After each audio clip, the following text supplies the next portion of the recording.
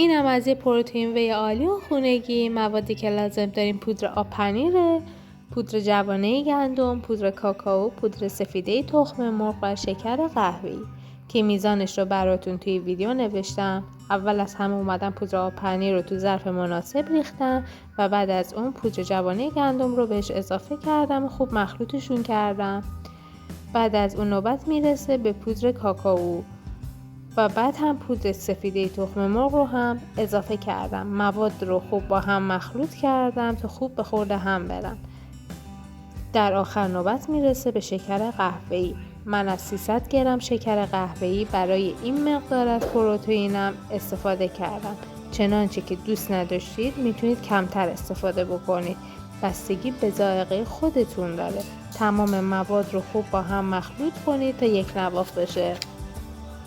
در آخر مواد پروتئینتون رو توی ظرف مناسب بریزین و جای خشک و خنک ازش نگهداری کنید.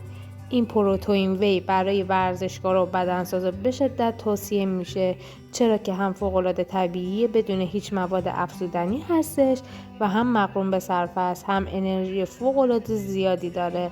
بچه‌ها هم میتونن از این مواد پروتئینی استفاده بکنن.